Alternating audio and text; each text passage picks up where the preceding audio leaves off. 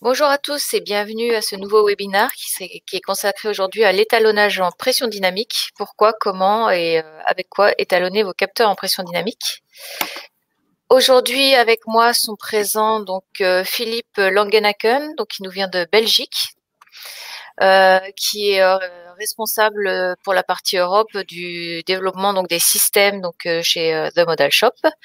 Je suis également accompagnée de Luc Mijon, qui est ingénieur d'application, qui saura répondre à toutes vos questions sur les technos, sur les produits, sur les techniques. Bonjour à tous. Et enfin de Bastien Mille, qui est donc ingénieur technico-commercial et qui s'occupe donc des secteurs A&D, test et mesure, et également une petite spécialité système. Enfin, Bonjour. moi, Maïwen Courbeau, responsable marketing et digital, que vous devez, pour ceux qui suivent régulièrement nos webinaires, commencer du coup à connaître. Alors très rapidement, je vais vous faire une petite introduction pour ceux qui nous connaissent pas sur qui nous sommes, sachant que c'est en cours de changement, mais je vais vous en dire un petit peu plus. Donc, en gros, nous, Bastien et moi, travaillons au sein de PCB Piezotronics SA, qui est la filiale française de PCB Piezotronics, qui est une entreprise américaine, donc qui a été fondée en 1967 et qui a la particularité de développer et fabriquer dans ses propres usines des solutions de mesure de grandeur physique. Donc nous, PCB Piezotronics SA, on existe depuis 2000. Donc on assure toute la partie distribution, accompagnement, conseil, service en France. PCB Piezotronics est filiale donc de MTS System Corporation, enfin pour l'instant. C'est donc, je pense que vous avez tous déjà lu la presse et vous savez qu'Amphenol a racheté la partie MTS Sensor donc de MTS. Donc nous allons changer d'actionnaire principal, ce qui ne change pas grand-chose pour nous pour l'instant en tout cas. Ce qui nous permettra à terme d'avoir une gamme de produits encore plus variée puisqu'on a donc depuis l'année dernière maintenant on distribue également en Defco, donc on voit qu'on est dans une phase un petit peu d'expansion en termes de produits et services qu'on peut proposer. Et aujourd'hui, on va s'atteler plus particulièrement à la partie donc de Modal Shop. Ce Modal Shop est aussi a aussi intégré PCB Piezotronics il y a quelques années. Et The Modal Shop propose toute la partie système, donc système de génération de vibrations et système d'étalonnage, donc en vibration, pression acoustique et force. Donc aujourd'hui, on sera vraiment centré sur la partie étalonnage en pression.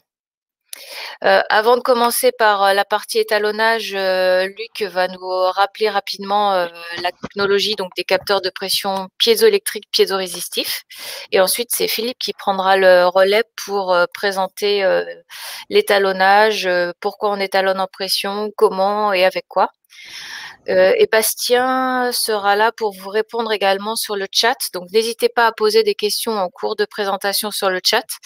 Bastien répondra au fur et à mesure quand il pourra répondre. Et si la question nécessite une réponse un petit peu plus longue que sur le chat, elle sera traitée certainement en fin de présentation directement par Bastien, Luc ou Philippe.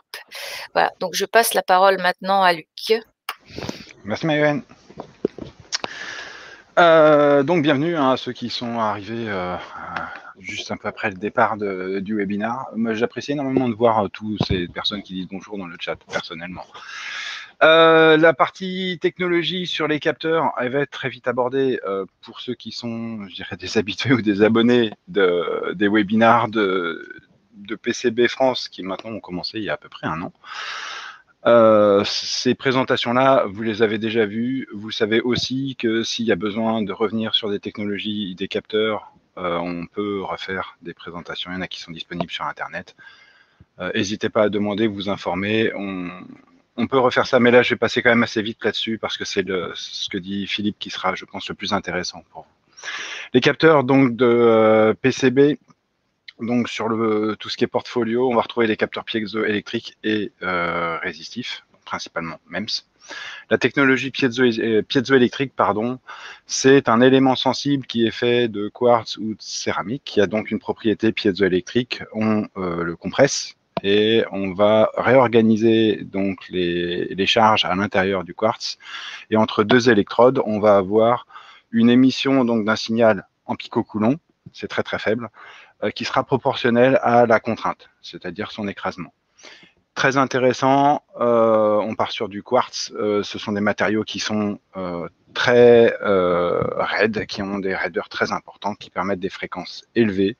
Ce sont des matériaux qui sont assez peu sensibles à la température, donc on va avoir des plages très très faibles et très très hautes. On va travailler au-delà de 400 degrés et on peut descendre jusqu'à moins, pour certains capteurs, à moins 269 degrés Celsius. Ça a un inconvénient par contre, c'est qu'effectivement, il y a ce fameux phénomène triboélectrique dont il faut faire attention. Donc le traitement du signal et son transport par câble nécessitent des précautions particulières. Ça a un autre avantage dont je n'ai pas parlé, ce sont des composants actifs, c'est-à-dire qu'on n'a pas besoin de les alimenter pour qu'ils délivrent un signal. C'est sous sollicitation, ils vont délivrer un signal. Quand on travaille donc au niveau même du quartz, là aussi je vais passer très vite, on travaille avec différents types de matériaux. Chacun de ces matériaux a ses propriétés qui sont intéressantes et parfois ses inconvénients aussi qui vont générer des limites dans ce qu'on va être capable de faire. Je dirais le côté intelligent du fabricant de capteurs, c'est de savoir utiliser les bons produits pour les bonnes problématiques. Donc, on a un panel de choix, comme vous pouvez voir, de différents types d'éléments sensibles piézoélectriques qui nous permet, en fonction de l'application, de dire ce sera plutôt cette technologie-là ou ce type de matériel qu'on va choisir pour répondre au mieux à la recherche de la mesure. Je passe les différentes propriétés. Une fois qu'on arrive à choisir le matériau même, on va pouvoir aussi travailler sur sa forme. Et en fonction de comment on va écraser, même on voit les trois types de contraintes possibles, donc en compression qui est la plus commune, en flexion qui est pour le coup la moins commune, et en cisaillement qui permet d'obtenir la plus grande raideur possible du système mécanique, on va définir ce capteur pour lui donner ses réponses. Une fois qu'on a choisi donc le dessin et la dynamique qui aura la dynamique de la réponse du capteur, on va pouvoir aussi la décliner dans des ensembles mécaniques qui vont être dérivés donc pour des capteurs de force, pour des capteurs de pression ou des accéléromètres. On voit bien que l'assemblage fait le profil du capteur sur un élément sensible qui est schématisé de même forme. La particularité sur les capteurs de pression, cette fois-ci piézoélectriques, en zoomant un peu plus, on voit bien, on a un système à membrane affleurante, ce qui évite tout volume mort, donc dédié principalement à des phénomènes mécaniques. On va avoir donc derrière cette membrane affleurante différentes couches de cristal ou de quartz qui seront utilisées comme matériaux piézoélectriques. On vient superposer différentes couches pour pouvoir changer sa sensibilité, c'est-à-dire que plus on en empile, plus on augmente la résolution du capteur, dédié donc à des mesures très faibles, ou inversement, on peut en avoir qu'un seul type, mais plus épais, où on va augmenter la raideur, et donc on va être capable de supporter des pressions qui seront beaucoup plus importantes. Une fois qu'on a cette partie sensible qui est mise en place, on a forcément tout le corps du capteur qui va servir à faire le montage en port de pression, et on intègre éventuellement une électronique. J'en ai pas parlé jusque-là, mais je l'aborde maintenant. On est capable en fait d'intégrer un composant dans le capteur à côté du quartz, de telle sorte non plus à sortir des charges, mais à sortir un signal tension qui, lui, ne sera plus sensible au niveau des perturbations et des mouvements du câble dont je parlais tout à l'heure sur le phénomène triboélectrique. Je suis vraiment très rapide sur la présentation. Donc, si jamais il y a besoin, n'oubliez pas, il y a le chat, comme a prévenu Maïwen et a commenté aussi Bastien.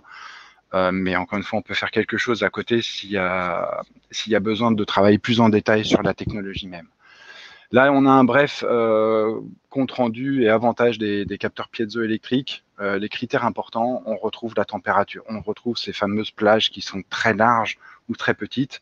Du fait qu'on soit affleurant et qu'on travaille avec un système piézoélectrique, on a des temps de réponse qui sont très très faibles. Donc sur des phénomènes de type explosion et autres, on a des fronts de montée qui sont inférieurs à la microseconde sur certains des capteurs.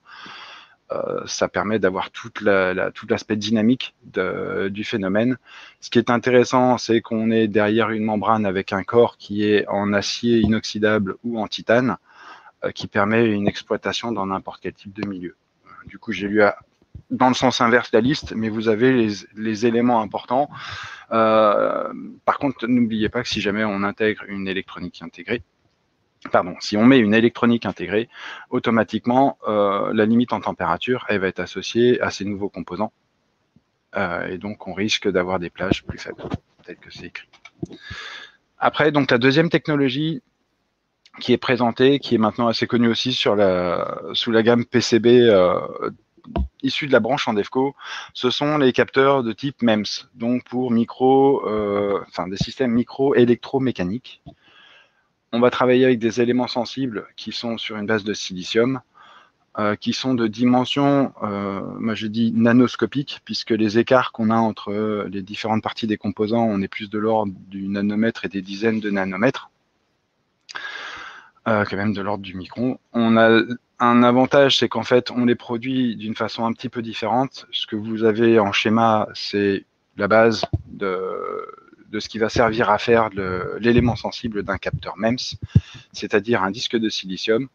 Là, on voit les découpes qui permettent d'avoir les différents types d'éléments sensibles. Globalement, on a des disques qui permettent de faire 80, 100, 500, jusqu'à 1000 éléments sensibles sur le même disque.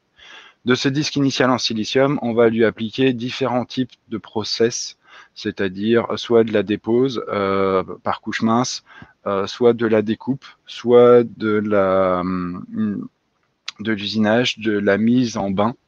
Et donc, ça va nous faire un assemblage qui est plutôt empilé, en fait, différents types de composants et différents types de couches qui vont définir un système qui sera donc mécanique, puisqu'on va créer aussi des zones de vide et des mouvements dans ces parties de silicium. On va doper des bras de telle sorte à ce qu'ils aient une certaine résistance, et de par cette résistance, on va les assembler en pont de Weston. Donc on aura une masse qui sera associée à des bras qui seront soumis à une sollicitation, se déformant, ils vont déséquilibrer le pont de Weston et délivrer un signal. Pour la base. L'intérêt, c'est que cette fois-ci, on part sur une technologie qui est passive et qui est capable de mesurer du continu. C'est un élément, je crois que je n'ai pas précisé sur la piézoélectrique. La piézoélectrique nécessite une sollicitation permanente pour délivrer un signal à l'image de la sollicitation.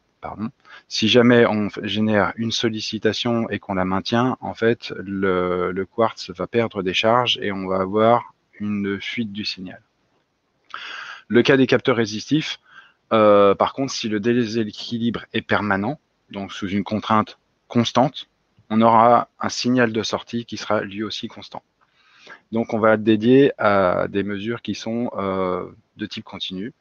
L'intérêt quand même des capteurs résistifs, c'est qu'ils sont miniatures. Quand je vous parlais des dimensions, on est de l'ordre du nanomètre sur les écarts, et même le composant lui-même, il est de l'ordre de quelques millimètres.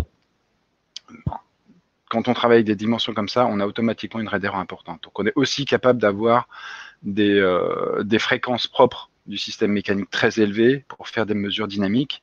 Par contre, on a quelque chose qui est important quand on définit le capteur. L'étendue de mesure définit la raideur du système mécanique et donc sa fréquence de résonance et sa réponse en fréquence. Encore une fois, on a sous une autre forme les intérêts en fait dédiés à la gamme des capteurs de pression Andevco. Je parlais du fait que les capteurs, cette fois-ci, piézoélectrique, avaient une membrane en titane ou en acier inoxydable. Là, on est directement sur le silicium dans les capteurs de pression de type MEMS. Donc, on va avoir une notion de compatibilité avec le média. Donc, il faudra prendre des précautions ou faire attention, ou des fois, on ne peut pas mesurer avec ce type de capteur. On va avoir quand même un usinage qui va être spécifique, qui va permettre d'avoir une sensibilité assez importante, même pour des mesures qui sont de l'ordre du PSI. On va les construire de telle sorte à ce qu'ils soient capables de supporter des pressions beaucoup plus importantes que l'étendue de mesure pour laquelle ils sont dessinés. Et puis, on va être capable, comme vous voyez sur l'écran, de mettre différents types d'écrans qui vont permettre d'avoir une protection supplémentaire sur l'élément sensible, puisque l'objectif étant que l'élément sensible est directement en contact avec le média. On n'a pas d'effet tampon entre les différents composants qui va finir par générer différents niveaux de filtrage sur la mesure. Quand on travaille sur des phénomènes cette fois-ci dynamiques, on perdra un petit peu des caractéristiques du capteur. Une petite note sur celui-ci, et j'en finis avec ce type de capteur. Ils sont capables de mesurer le continu. Vous avez sur la partie à droite une version qui ressemble un petit peu à une pièce avec son câble plat. La partie qui est à gauche, c'est un disque qui est fait pour qu'on le monte sur une surface plane pour faire un type de profil, de mesure de profil, d'écoulement en tunnel, dans une soufflerie, pardon, j'allais dire wind tunnel, en soufflerie. Donc, on retrouve vraiment différents types de produits. L'application définit le produit qu'on va choisir, soit celui qui sera à membrane affleurante avec un filetage pour se monter dans une structure, soit un système, par exemple, plat, parce qu'on va avoir besoin de ne pas perturber un écoulement de fluide. J'en ai fini avec les capteurs. J'espère avoir été rapide et suffisamment clair pour que tout le monde ait compris, au moins sur ces principes-là de technologie, sur les capteurs donc PCB en DEFCO. Philippe? Merci Luc. Merci Luc pour ton explication. Alors maintenant, on va parler de pourquoi et comment étalonner les capteurs de pression.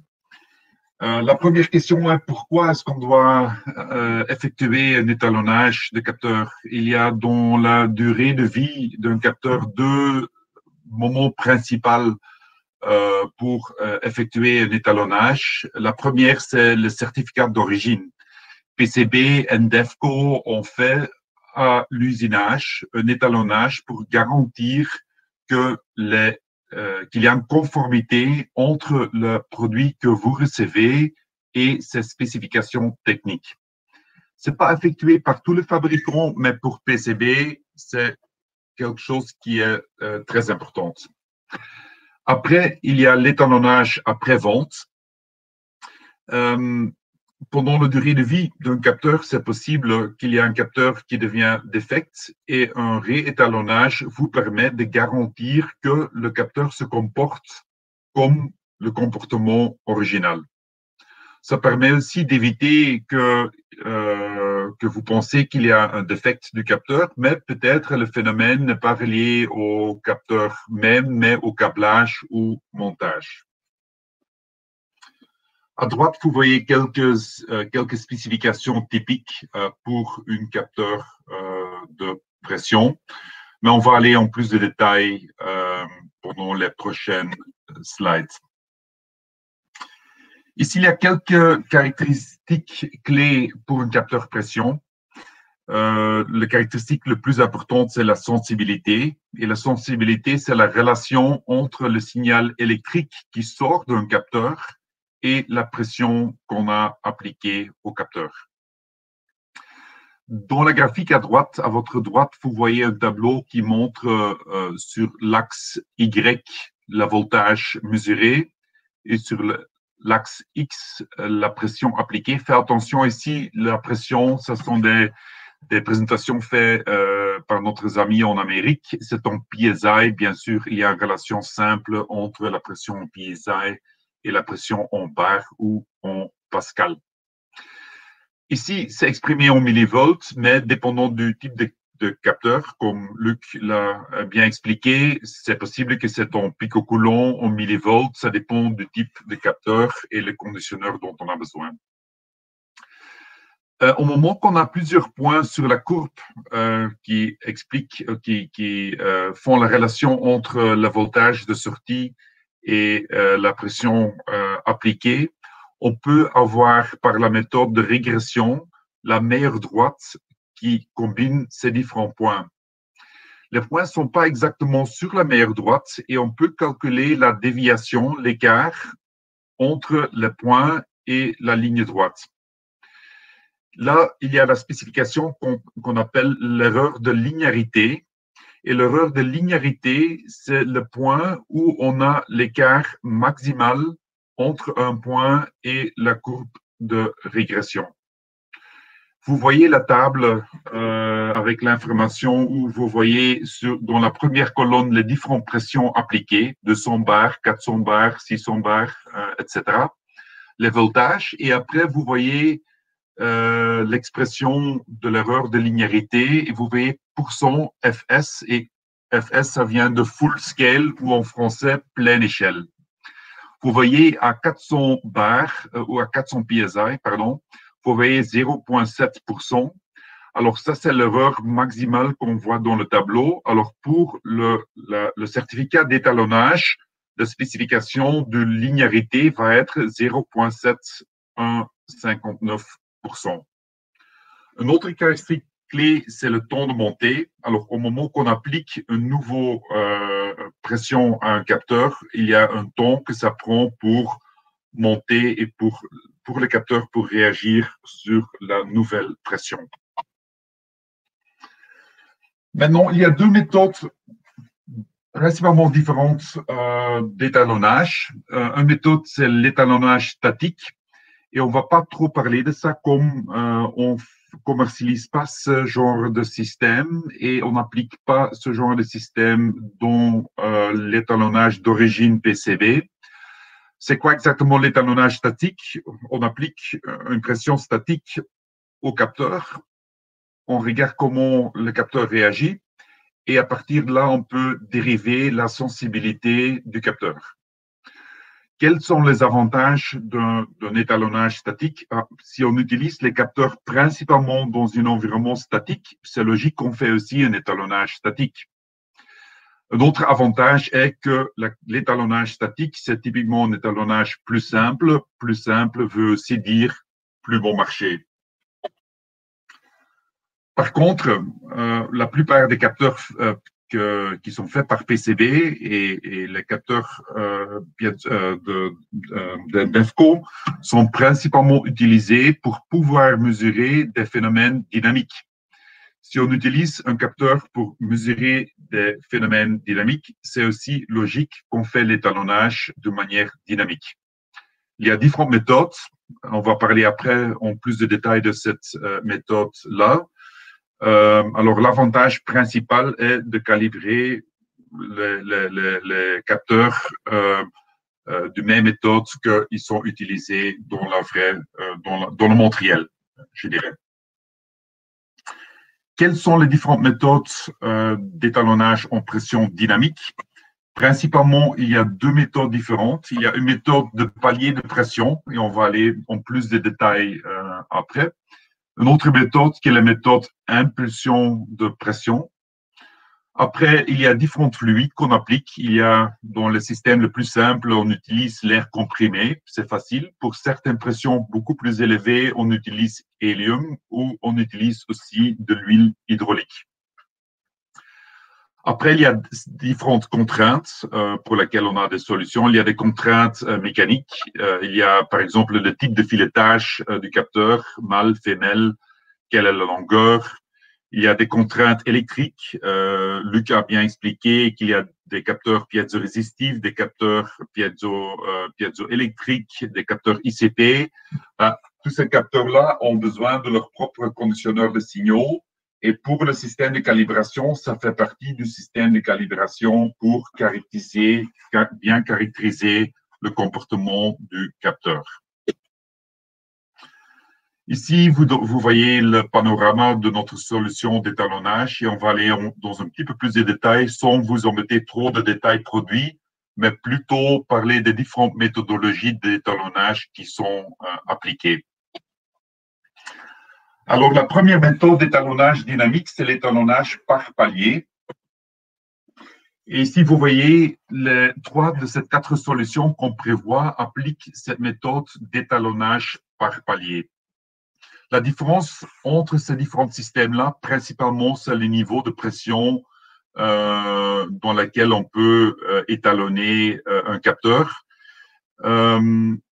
Un système d'étalonnage qui est bien pour des pressions à bas niveau ne peut pas être appliqué pour des niveaux élevés, mais un système à un niveau très élevé n'est pas précis pour pouvoir étalonner des pressions à bas niveau. C'est comme ça, il y a différents systèmes pour les différents niveaux de pression dans lesquels vous voulez étalonner vos capteurs.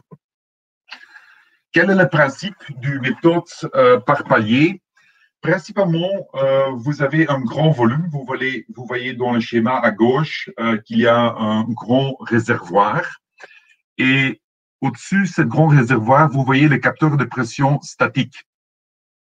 C'est un capteur de pression de référence qu'on utilise pour mesurer la pression dans le grand réservoir. À votre droite, vous voyez une vanne.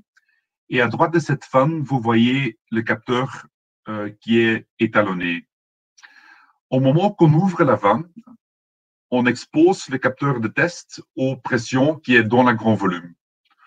Comme la volume petite est négligeable comparé avec le grand volume, la pression totale est égale ou plus ou moins égale au réservoir, aux pressions qu'on a dans le grand réservoir. La pression originale, ici dans ce cas-là, le capteur est exposé aux pressions ambiantes, alors ça veut dire plus ou moins 1 bar. Et dans le graphique à votre droite, vous voyez le P0 qui est la pression ambiante. Au moment qu'on ouvre la vanne, on applique la pression P1 au capteur et vous voyez qu'il y a aussi un phénomène de résonance de capteur et après l'amortissement du capteur. Et on va mesurer le temps de montée entre 10% du pression finale et 90%. Ça nous permet aussi de faire une extrapolation et de calculer l'intersection de P1 et la ligne qui va de 10% à 90% du valeur finale. Alors, ce qu'on va faire, c'est sur différents niveaux de pression, on va changer la pression statique dans le grand réservoir. Par exemple, on prend 1 bar, 2 bars, 4 bars, 6 bars et 10 bars. D'abord, on prend 2 bars, par exemple, on applique le 2 bars, c'est le P1, on fait 10, 20 points de mesure pour moyenner et faire avoir une erreur minimale. Après, on change la pression dans le grand réservoir vers, je ne sais plus ce que j'avais dit, 4 bars, on fait 10 points de mesure. Voilà, comme ça, on peut arriver aux lignes, aux meilleures droites que j'avais montré dans un des slides antécédentes. Ici, vous voyez un exemple d'un système qui applique cette méthode par palier. Et peut-être on peut démarrer la vidéo maintenant.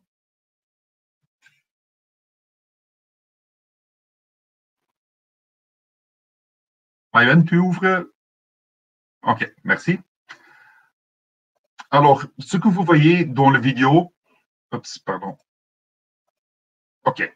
Ce que vous voyez, c'est il y a le grand boîtier en noir et derrière le grand boîtier, il y a le grand volume dont j'ai parlé. On ne peut pas voir ça ici, c'est embarqué dans la boîte que vous voyez dans l'image. Au-dessus du boîtier, à gauche, vous voyez un petit boîtier en blanc, c'est la carte d'acquisition. Et à droite, il y a un autre boîtier en blanc, c'est le conditionneur de signal. Ici, dans ce cas-là, c'est un conditionneur simple qui fait que du IEPE ou ICP.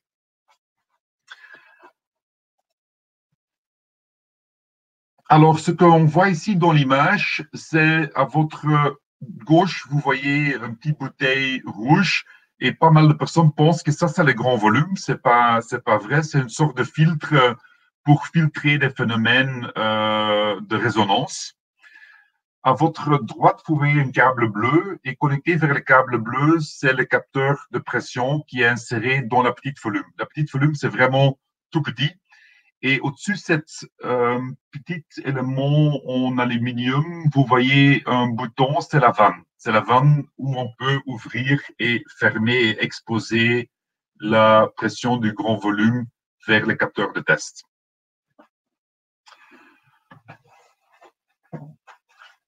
Alors ici, vous pouvez voyez à votre droite l'image où on applique, où on pousse sur le bouton et on ouvre et on expose le capteur aux pressions qui est dans le grand volume. Vous pouvez voir dans le graphique en bas différents points de mesure sur une seule pression. La pression qu'on a choisie, c'est 30 psi. Vous pouvez voir ça à votre gauche. Il y a la pression dans l'endroit qui est vert, qui indique 30 psi. Et juste en dessous, là, vous pouvez voir ça dit target level, ce sont les niveaux cibles. Alors, on a choisi de tester les capteurs, d'étalonner les capteurs à 30 psi, à 60 psi, à 90 psi et aussi à 120 psi. Alors, ce qu'on a fait maintenant, on a pris d'abord 30 psi et on a fait, juste pour des raisons de test, on a fait que 5 points d'étalonnage. Vous pouvez voir ça dans le graphique en bas. Le graphique en bas donne l'impression qu'il y a une très grande distance entre les points de mesure, mais vous pouvez voir dans l'échelle que l'échelle va seulement de 616 millivolts jusqu'à 617 millivolts. Alors, en réalité, ces 5 points sont tout proches l'un de l'autre. Ce qu'on est en train de faire maintenant, c'est choisir un nouvel niveau, une nouvelle cible de pression qui est 60 psi, et je démarre la vidéo de nouveau. Vous voyez très bref que la pression même est en rouge parce que la pression n'est pas encore aux pressions cibles. On attend jusqu'à le niveau de pression devient vert. Ça veut dire que la pression dans le grand volume est dans la bonne ordre de grandeur du pression cible qu'on a demandé. Une fois que c'est vert, ça veut dire qu'on est assez proche. Et on redémarre les essais. Ça prend un petit peu de temps encore. Et maintenant, vous allez voir que on va de nouveau ouvrir la vanne plusieurs fois. Il y a un deuxième point dans la courbe en bas que vous voyez sur une autre pression. On va un petit peu accélérer la vidéo parce que l'étalonnage entier prend quand même quelques minutes. Il y a un troisième point qu'on peut voir. Et maintenant, on a choisi 120 psi et on fait de nouveau 5 points supplémentaires. Et vous voyez la courbe en rouge qui est la meilleure droite qu'on a calculée ensemble avec l'erreur de linéarité.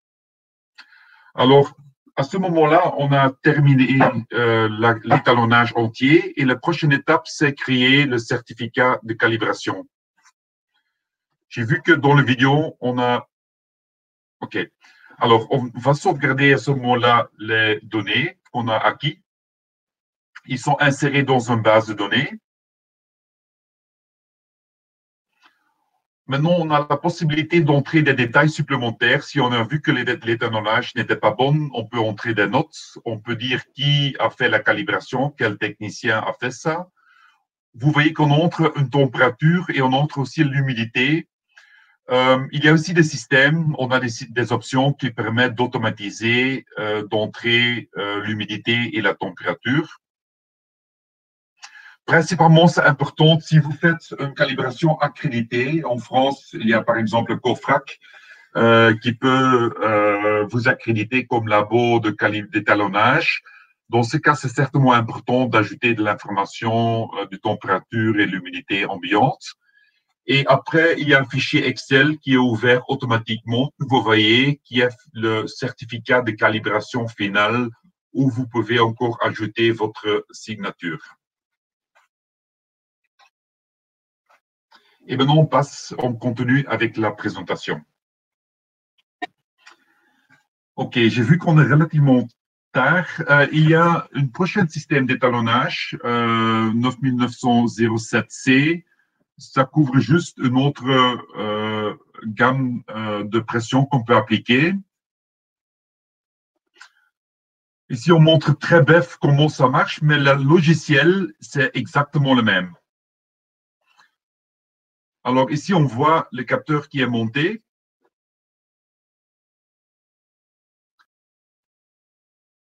On voit le logiciel, mais il n'y a rien à expliquer ici. C'est 100% identique. On fait certaines manipulations pour préparer le système. Et si vous voyez, avec une opération manuelle, qu'on a appliqué un certain niveau de pression. Dans le graphique, en bas, vous voyez de nouveau qu'on reçoit différents points sur la courbe d'étalonnage.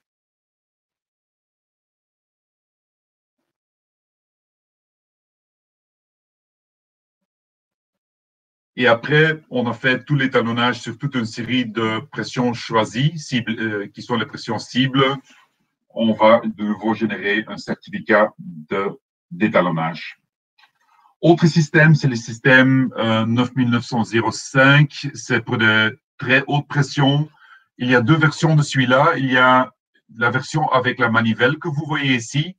Là, il faut appliquer de manière manuelle la pression. Il y a une version identique, mais où on applique un moteur et un automate programmable qui gère la génération de pression complètement automatique. Le comportement identique, ça dépend un petit peu de quantité de capteurs que vous devez étalonner. Si le nombre est relativement haut, dans ce cas, c'est vraiment intéressant qu'on peut automatiser ça complètement.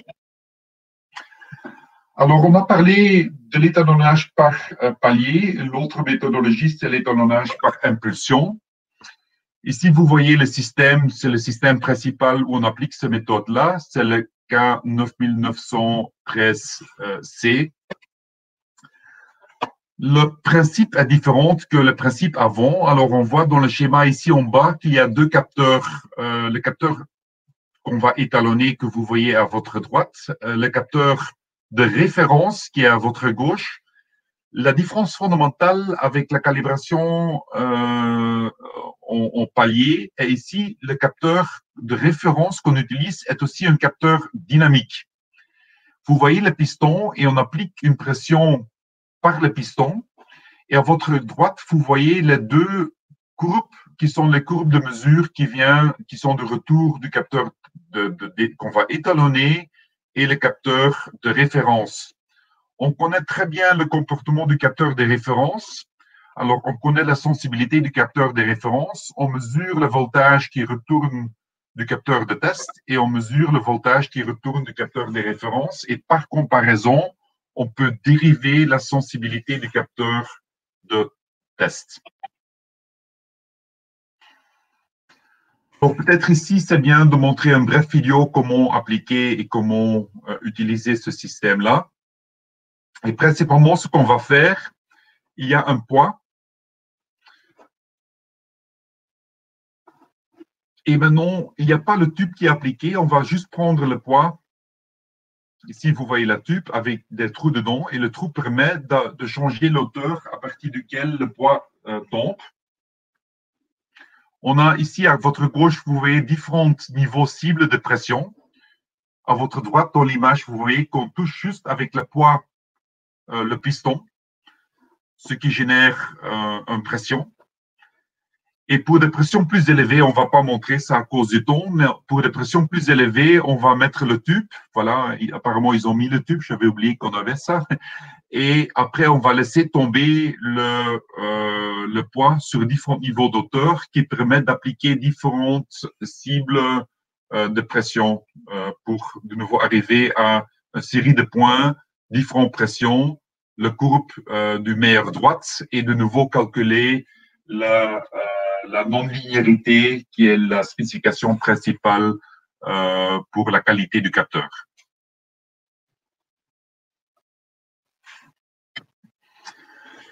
Juste pour terminer. Philippe, oui.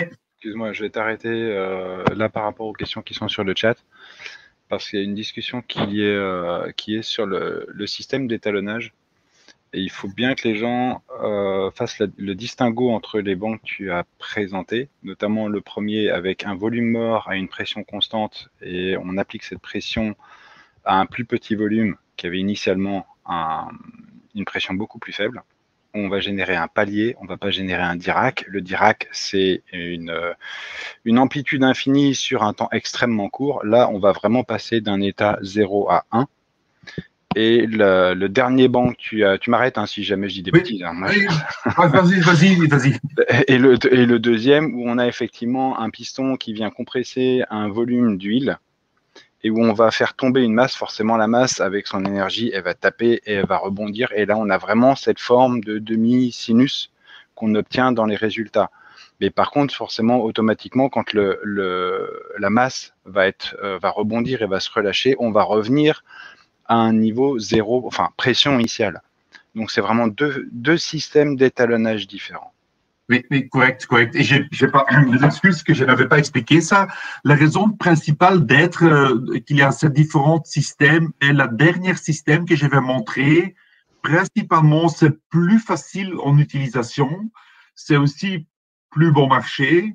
Ça couvre une gamme de pression plus large que les autres, mais il y a une imprécision légèrement plus élevée.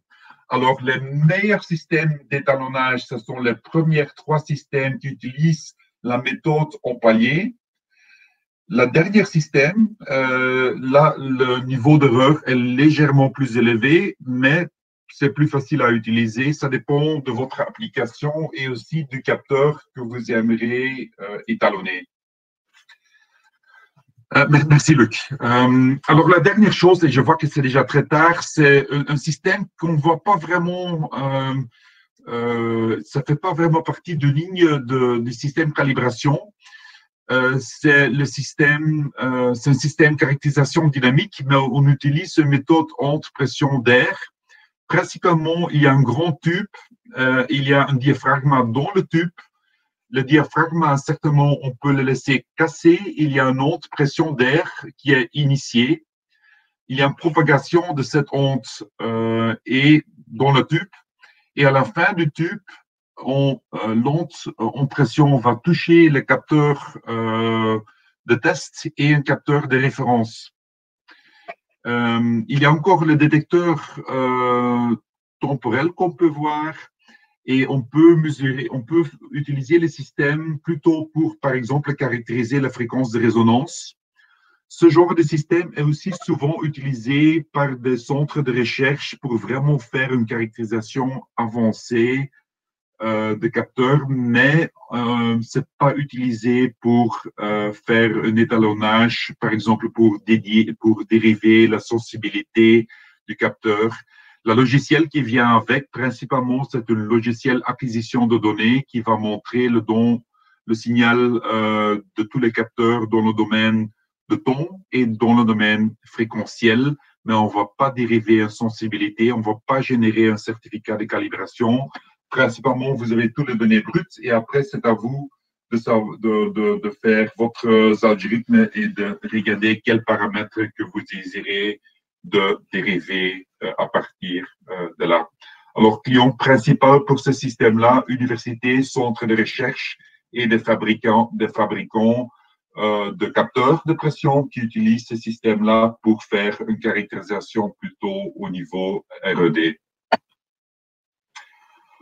Alors, de nouveau, pour résumer, ici, vous voyez la synthèse de notre solution. On a parlé de 2 méthodes principales, méthode à palier, les 2 systèmes à votre gauche et le dernier système dans l'image. Et l'image plus ou moins mieux high pressure, là, on appliquait la méthode d'impulsion.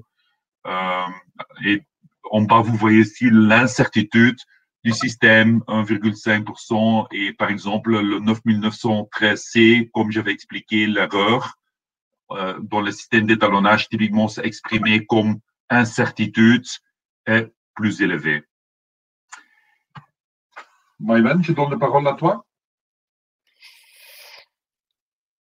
Alors, merci Philippe pour cette présentation. Alors, n'hésitez pas à poser des questions à Philippe pendant les quelques minutes qui nous restent. Alors, on a un petit peu débordé sur le timing, mais bon, c'est vrai qu'on était assez ambitieux sur la quantité d'informations qu'on voulait faire passer aujourd'hui.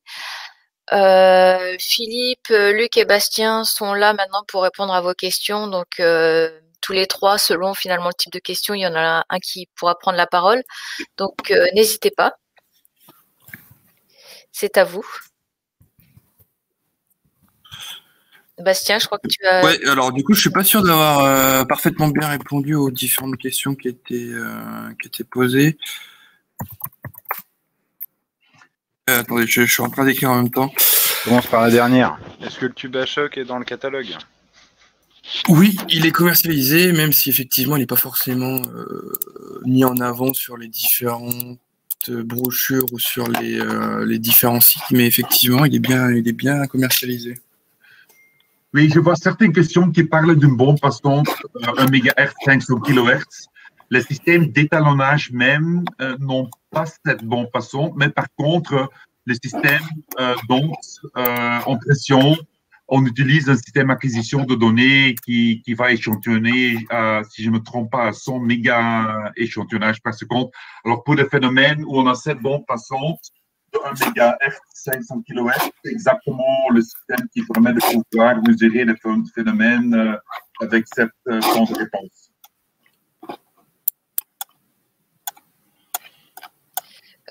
Du coup, le temps que d'éventuelles autres questions se posent, juste quelques précisions. Donc déjà sur le contenu de ce webinaire, il vous sera diffusé ensuite. Alors le replay du webinaire plus les slides de présentation vous seront adressés début de semaine prochaine. N'hésitez pas si vous avez besoin d'une démonstration un petit peu plus poussée d'un des systèmes à nous contacter. Là, on est toujours on est disposé à faire des démonstrations à distance, personnalisées. Enfin. Et si vous avez d'autres sujets qu'on a abordés un peu trop rapidement, que vous voudriez aborder plus en profondeur sur la thématique de la pression, donc n'hésitez pas non plus à nous les soumettre. On est toujours prêt à préparer des nouveaux contenus et à vous proposer des nouvelles choses. Et d'autres sujets qui ne concernent pas la pression, mais qui concernent d'autres domaines de l'instrumentation, pareil, n'hésitez pas.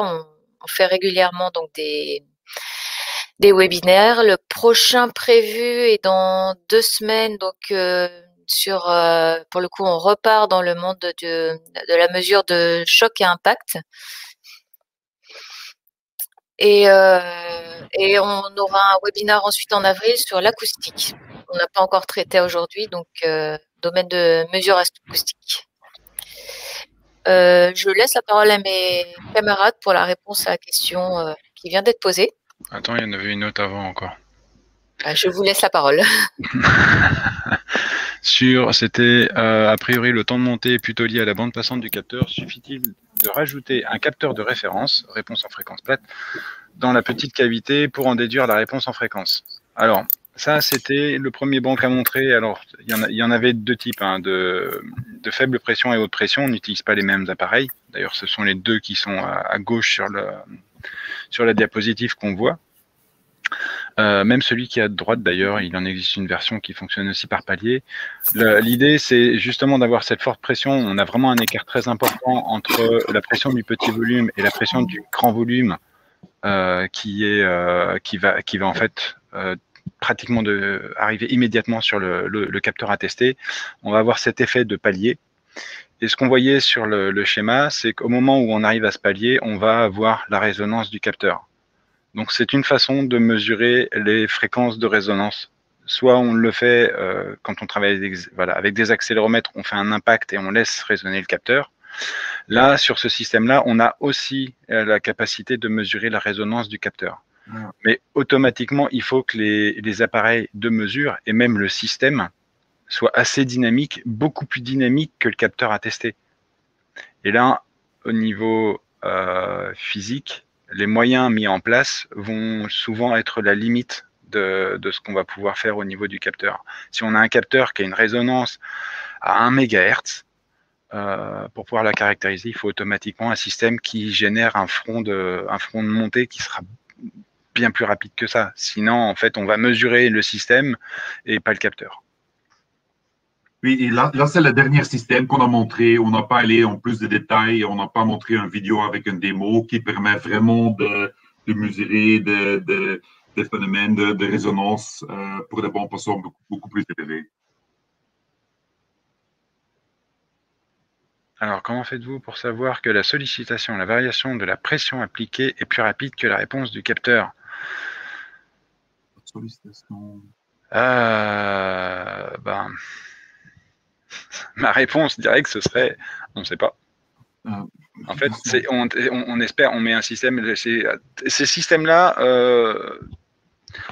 dans mon passé, donc il y a 20 ans, on appelait ça des DOR, les dispositifs à ouverture rapide. On a une vanne, on a tout un système pour faire de telle sorte à ce que la mise en contact, on va dire, des deux volumes soit instantané. Mais instantané, tout est relatif. Donc, on fait au plus rapide, au mieux, et on le suppose, mais je ne saurais pas dire quelles sont les limites du système à un moment ou à un autre quand on va chercher, encore une fois, une réponse en fréquence à 1 MHz. Mécaniquement, ça commence à devenir très compliqué de faire des vannes sans qu'il y ait justement pas des fuites, mais on ne sait pas si on sera aussi instantané. On peut juste espérer faire le plus rapide possible pour qu'on arrive à caractériser le capteur. Et si on voit une résonance au niveau du capteur, comme le système est quand même très simple, eh ben, ce sera les caractéristiques du capteur qu'on va avoir et pas le système. On ne va pas avoir une résonance de la vanne, on ne va pas avoir une résonance d'un réservoir, le P1 ou le P0.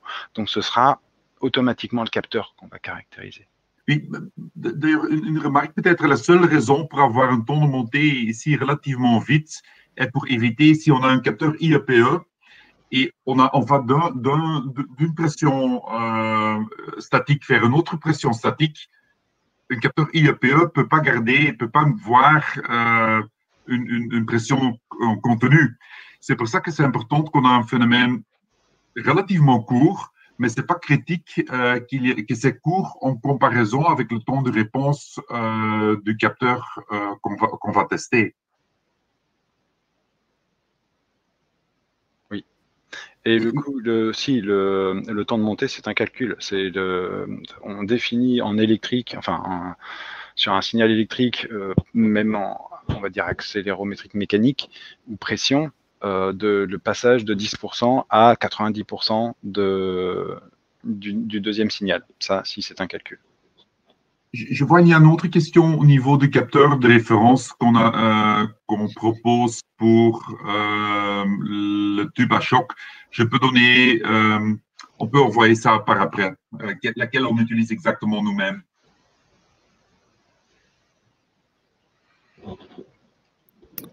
Non, je ne sais pas s'il y en a eu d'autres. Désolé pour ceux, du coup, si il y en a que vous avez posé et qu'on n'a pas répondu, n'hésitez pas à les réécrire, si jamais on les a sautés. Une analyse fréquentielle en mesure dynamique permet de déduire les fréquences des sollicitations mesurées par le capteur. Tout à fait. C'est effectivement la réponse, notamment au niveau du palier. Il faut savoir qu'on le fait aussi avec un système de type Dirac, sauf que autant un choc, on peut faire quelque chose de très courte durée, autant une pression, on aura plus la forme qu'on a avec le système, avec le piston que vous avez vu tout à l'heure, on va avoir plutôt un demi-sinus. Et on sera nettement on aura une fréquence qui sera beaucoup plus longue, ou une durée du phénomène qui sera plus longue. D'ailleurs, ce qu'on a marqué sur les diapositives, on est plutôt aux alentours de 2 à 3 millisecondes pour la durée du phénomène. Mais 2 à 3 millisecondes pour une explosion, c'est énorme. Donc on ne peut pas s'en servir dans ce sens-là. On va travailler plutôt avec un système de palier tel qu'on voit sur cette image-là. Mais il faut bien distinguer deux choses. Caractériser, j'en reviens toujours au même, et ceux qui sont régulièrement là, ils m'entendent souvent dire la même chose.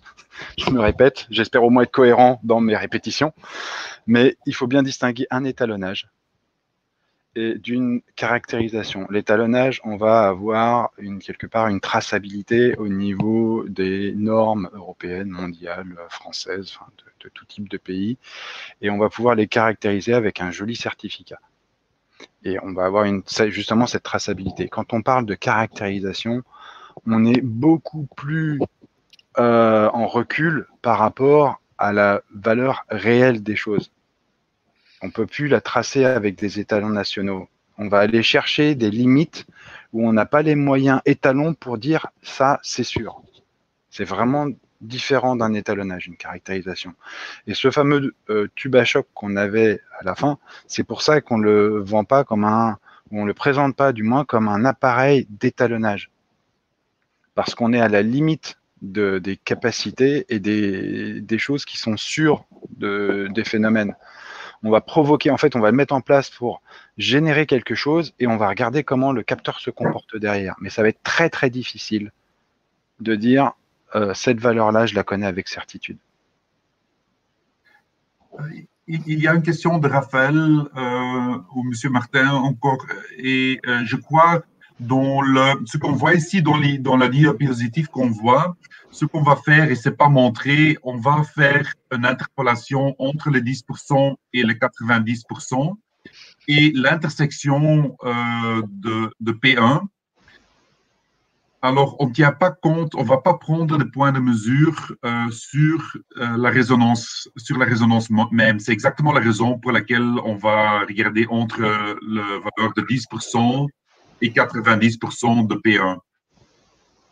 Alors, ce n'est pas nécessaire de faire une correction post-traitement, comme le logiciel a déjà tenu compte avec le fait qu'il y a un point de résonance. Oui, par rapport à la résonance du capteur. Par rapport à la mesure, si on veut avoir une mesure de, on va dire un étalonnage en sensibilité du capteur, on va plutôt travailler avec un phénomène statique. On n'en a pas beaucoup parlé parce que c'est vrai que les capteurs aujourd'hui, les capteurs PCB en DEFCO sont quand même très orientés sur des mesures dynamiques. Donc on va essayer de faire des bancs qui vont caractériser l'aspect dynamique des capteurs. Mais si on veut avoir une précision des capteurs, on va plutôt travailler par des paliers et des valeurs de pression qui sont constantes.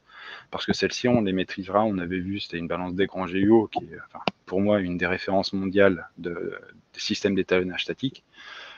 De très grande précision, on va avoir une pression qui va être constante et on va pouvoir bien stabiliser et avoir des paliers qui seront très propres.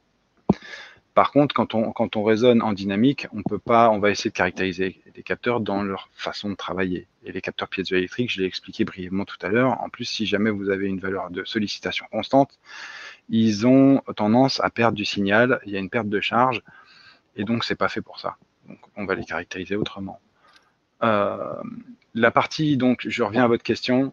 J'espère m'en être pas trop éloigné. La résonance du capteur. Dans tout système mécanique, la résonance, en gros, on n'en veut pas. Si c'est pas ça qu'on veut caractériser, on n'en veut pas. C'est destructeur. Si c'est pas amorti, ça fait en fait une amplification normalement infinie, en théorie, qui va vibrer à une fréquence qui va détruire le capteur. Donc, on veut pas. Si jamais on résonne, à partir du moment où on est à une fréquence qui va avoir une amplification infinie, vous imaginez bien que le signal, il est plus à l'image de la sollicitation. Il va être amplifié de façon inconnue, pas forcément infinie, mais de façon inconnue. Donc la corriger, on peut filtrer beaucoup, mais on va quand même générer des erreurs sur la mesure. Donc si on peut éviter la résonance du capteur quand on fait une mesure dynamique, on est content. C'est pour ça qu'on travaille avec des capteurs qui ont, si vous regardez toutes les réponses des accéléromètres ou des capteurs de pression, on va avoir une fréquence de résonance à 100 kHz. À 100 kHz, on va dire, si vous êtes à 20% de cette fréquence, vous pouvez être sûr que le signal ne va pas être altéré. Donc, on va faire des capteurs qui veulent mesurer 100 kHz, par exemple. Et ben, on va dire, essayer de regarder des fréquences de capteurs, enfin des capteurs avec des fréquences de résonance de 500 kHz. Si jamais on veut mesurer un phénomène qui sera à 200 kHz, 250 kHz, on va essayer de faire des capteurs qui ont plus de 1 MHz de bande passante, de fréquence de résonance. Si on veut mesurer un phénomène qui va être de l'ordre de la microseconde, vous imaginez bien qu'on va on va essayer de construire cette fois-ci un capteur, et ça c'est la production capteur PCB, des capteurs qui vont être capables d'avoir une fréquence de résonance qui sera, si on est au microseconde, ça fera 1000 kHz, ça fait des trucs de fou. À chaque fois, imaginez qu'on doit être 5 fois plus haut en résonance que le phénomène qu'on veut suivre, pour ne pas être embêté. Donc automatiquement, si vous avez un phénomène qui excite la résonance du capteur, vous risquez de rencontrer des erreurs de mesure. Mais dans un cas d'explosion, je suis désolé, je traîne, je dois aimer m'écouter parler en fait. Mais dans nos cas d'explosion, ce qu'on ne va pas chercher à mesurer, c'est la hauteur de la pression, mais c'est la vitesse à laquelle ça arrive, le front de montée. Et ça, c'est pas très très grave si jamais on n'est pas précis dans la valeur de pression exacte. De toute façon, quand on fait une explosion ou quand on fait un essai de surpression quelque part, dynamique, qu'on soit à 10 PSI, 15 PSI, 20 PSI, ce qui va nous intéresser, c'est quand on va y arriver, pas la valeur exacte de la pression. En plus, le dernier banc sur le tube à choc, on n'en a pas parlé, on parle d'ondes réfléchies, c'est-à-dire que quand on a... alors attends, Maïwen, on va repartir sur les capteurs qui étaient présentés en pression. Ceux-là. Moi, j'aime bien cette page-là. Je profite que tu t'interromps. Il y a justement une question qui vient de passer sur le temps de montée. Peut-on relier la fréquence de résonance d'un capteur à son temps de montée? Oui, ce que je disais. Voilà, justement, les grands esprits se sont rencontrés. C'est un calcul mathématique qui est marqué assez simple, mais qui est beaucoup d'estimation en fait. C'est 1 sur... je crois que c'est... Je ne veux pas dire de bêtises, je préfère qu'on vous l'envoie. Il n'est pas compliqué, mais si je le dis peut-être et que je dis une bêtise, ça ne va pas me plaire. Donc ce que je disais, donc on vous l'enverra, monsieur. Les capteurs, comme vous voyez, on voit un stylo, on voit des capteurs à membrane infleurante. Le stylo, il va être monté, par exemple, sur une structure.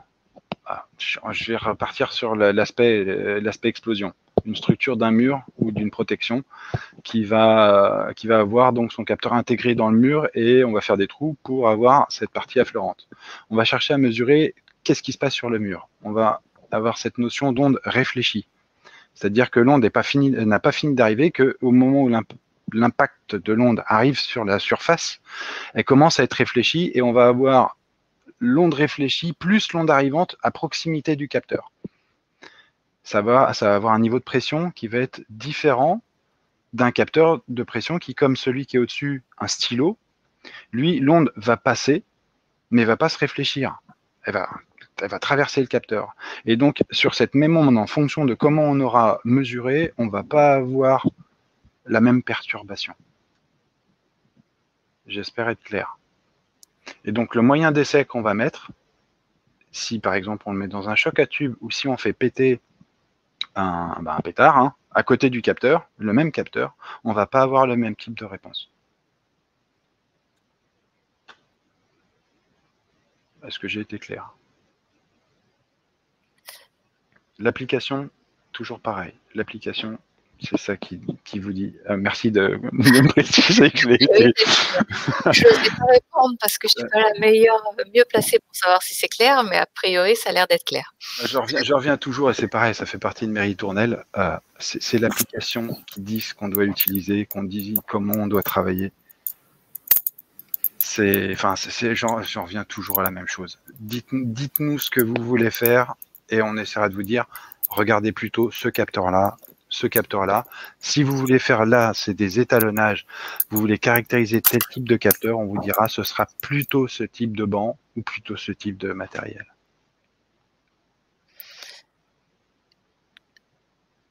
Ah, est-ce que vous faites 2 étalonnages différents pour pression réfléchie et incidente, du coup? Question Luc. Ça, il faut regarder les spécifications techniques de chacun des capteurs. À un moment ou à un autre, alors je pense qu'on peut faire les deux. Après, il y a toujours un aspect coût, c'est étrangement important pour tout le monde. Et que plus on fait de tests, plus on fait d'expérimentation, plus ça prend du temps et plus ça coûte cher au niveau capteur. Et à un moment ou à un autre, il faut solution technique et prix, les deux sont associés. Mais on a tous les types de bancs, donc on peut faire tous les types d'essais, dans la limite de leur capacité, bien sûr. Ai-je répondu à votre question? Si vous avez besoin d'avoir ces deux types de documents fournis, PCB et Model Shop ont une liste longue comme 2 bras de prestations d'étalonnage sur chacun de leurs types de capteurs. Donc, je dirais que c'est faisable. En tout cas, si vous avez encore des questions, vous voyez, j'ai remis du coup la slide qui présente les intervenants. Vous avez nos coordonnées, nos emails et numéros de téléphone, sauf ceux de Philippe que j'ai malencontreusement oublié apparemment. Désolé Philippe, que je vais rajouter avant de vous renvoyer les slides du coup début de semaine prochaine. Là, je pense qu'on va pouvoir arrêter ici ce webinaire. 1h04 pour une demi-heure de prévu, je pense qu'on est pas mal. Sauf s'il y a d'autres questions. Sauf s'il y a d'autres questions, effectivement. Mais en tout cas, même s'il y a d'autres questions après post-webinaire, n'hésitez pas. Comme vous voyez, Nous sommes disponibles pour répondre. On peut réorganiser aussi, comme j'ai déjà dit tout à l'heure, mais je répète parce que franchement, faut pas hésiter pour le coup à m'envoyer un petit message pour me dire telle thématique m'intéresse, est-ce que vous pouvez monter un webinaire là-dessus? Ou alors carrément dire est-ce que vous pouvez monter des démonstrations sur tel type de solution ou tel type de solution? Vous m'envoyez la demande, moi je vois avec mes collègues pour vous monter ce qui correspond au mieux, que ça soit personnalisé, que ça soit un nouveau webinaire. Enfin, tous les formats sont possibles et tous les sujets sont abordables. En tout cas, on trouvera toujours les personnes qui pourront répondre à vos questions. C'est l'objectif un petit peu de ce qu'on a mis en place depuis 1 an maintenant, comme disait Luc. C'est vraiment d'intervenir sur tout sujet possible autour de l'instrumentation qui correspond à vos problématiques et à des choses qu'on connaît chez PCB. Je vous remercie en tout cas tous pour votre présence, pour vos questions, pour votre dynamisme. C'est toujours beaucoup plus agréable de faire un webinaire avec des gens qui interviennent, qui posent des questions. Ça fait toujours plaisir en tout cas et c'est toujours intéressant de voir justement ce que vos problématiques et ce sur quoi il faut vous travailler. Donc merci à tous pour votre participation, merci à Philippe et Luc pour leur intervention toujours de qualité. Merci à Bastien pour ses réponses et merci à tout le monde. Bonne journée. Bonne journée à tous. Au revoir. Et bonne journée à tous.